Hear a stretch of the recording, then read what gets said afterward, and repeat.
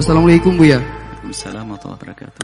Belakangan ada peneliti dari Oman yang untuk pertama kalinya masuk ke dalam sumur Barhut, Yaman, di mana banyak hadis sahih tentangnya.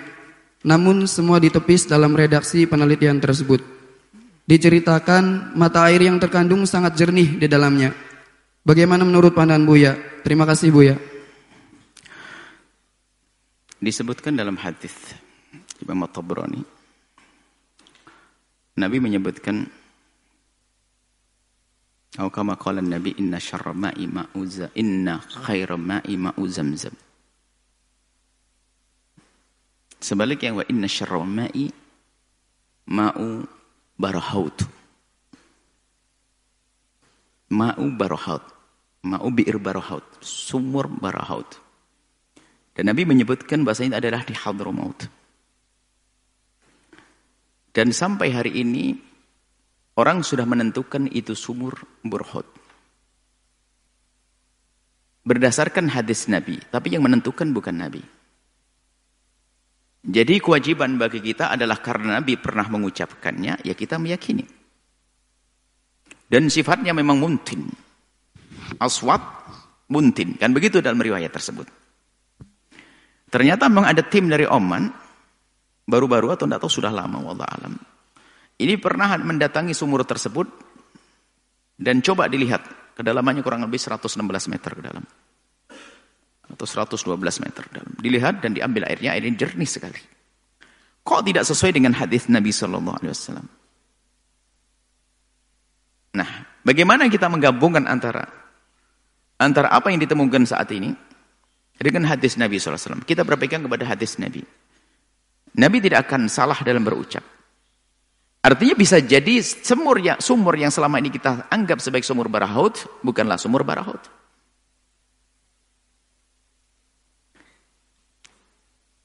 Atau sumur itu memang dahulu baunya adalah, akhirnya semakin hari berubah karena suasana, keadaan alam atau sebagainya. Nah, jadi mungkin sekali itu adalah sumur Barahaut yang benar yang pernah disebut oleh Rasulullah SAW. Tapi ketahuilah yang jelas Nabi tidak menentukan ini adalah sumurnya. Nabi tidak mengatakan semacam itu. Tapi menyebut di Hadramut. Dekat Mahar sana ke arah. Jadi ada sumur Barahaut.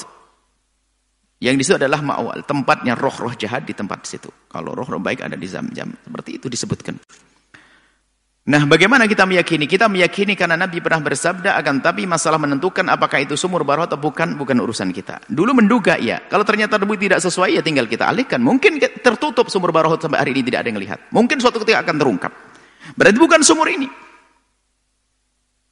Karena Nabi menyifati adalah hitam dan baunya adalah bau anyir.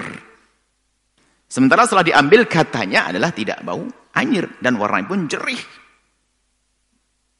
Sebab Hadramaut luas. Hadramaut adalah luas.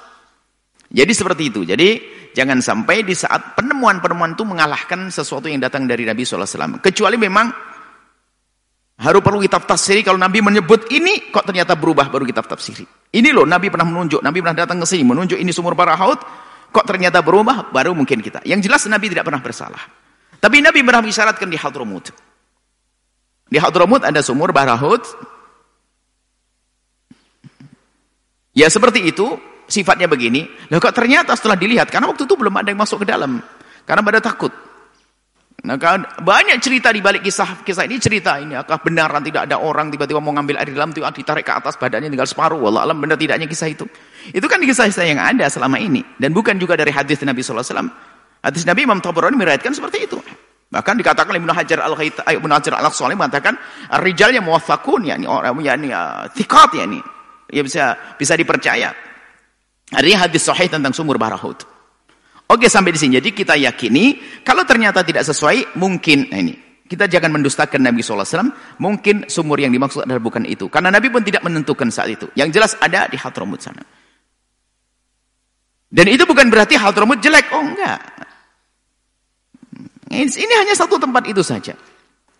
Bagaimana hukumnya wudhu dengan air sumur Barahaut disebutkan makruh itu saja, Pak. Karena kalau diduga itu adalah sumur tempatnya yang jelek, makruh. Tapi tetap saja bisa dipakai wudhu. Kalau diminum juga boleh, nggak ada masalah. Hanya sumur saja. Ada pun masalah roh ada tidak terlihat. Jadi kita tetap meyakini hadis Nabi SAW. Kalau ternyata penemuan-penemuan atau tim yang melihat tidak sesuai dengan hadis Nabi, maka kita katakan apa? Bisa jadi bukan itu yang dimaksud dengan sumur. Atau sumur itu sudah berubah. Sebab Nabi tidak pernah salah dalam berucap. Wa may yantiqu anil hawa in huwa illa wahyun yuha. Nabi yang berucap adalah dari wahyu. Wahyu dari Allah yang menciptakan sumur Barahaut. Tidak akan salah berita dari Allah kepada Rasulullah SAW. Karena hadis ini dianggap hadis sahih. Kalau seandainya ini, kalau kita anggap hadis sahih. Kalau hadis tidak sahih, nggak ada urusan. Sebab ini sebagian muhaddisin mengatakan hadis sahih. Sebagian muhaddisin mengatakan hadis yang tidak benar. Sudah, yang hadis yang tidak benar jangan dibahas.